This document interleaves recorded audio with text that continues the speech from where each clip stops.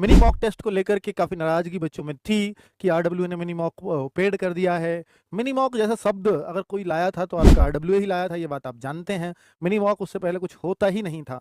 और mini mock test की हम लोगों ने आपको फ़ायदे दिखाए कि वास्तव में इससे फ़ायदा होता है, क्योंकि जब बच्चे सम्मान समारोह में आते हैं तो हमेशा इस बात को बोलते हैं, सर मिनी मॉक से बहुत अच्छा टाइम मैनेजमेंट हो जाता है। और जब हम हमारे पास 1 घंटा नहीं है एग्ज़ाम देने को, या 1 घंटा हमारे पास नहीं है समय लगातार पढ़ने का, पूरे मॉक टेस्ट को देने का, तो मिनी मॉक के लिए हमें कभी आलकस नहीं आता। 20 मिनट कभी भी बैठेंगे मैथ का मॉक हो जाएगा, 20 मिनट 15 मिनट कभी बैठेंगे तो रीजनिंग का मिनी मॉक हो जाएगा। तो ऐसा लगता नहीं कि 1 घंटा बैठना पड़ेगा। तो बच्चों की क्षमताएं बढ़ती हैं उसको करने के लिए, है ना? उसकी जो माइंड की कैपेबिलिटी है वो बढ़ती है अपना दिमाग लगाने के लिए। मिनी वॉक में आपके सबसे अच्छा फायदा बच्चों को क्या है, वो मैं आपको दिखा रहा हूं कि हमने मिनी वॉक के बाद ना, देखो जैसे कोई मिनी वॉक है तो आरडब्ल्यूए एग्जाम बूस्टर्स लगाए हैं, जो उसका एक्सप्लेनेशन है। एक क्वेश्चन उसका आंसर ही नहीं देते, उसका एक्सप्लेनेशन देखो कितना शानदार है।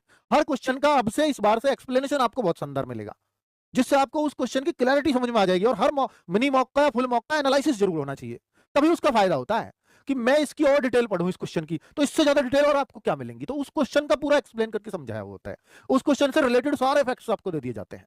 तो इस बार से मिनी मॉक में ये भी आपको करने वाले हैं, मिनी मॉक में मिलने वाला है।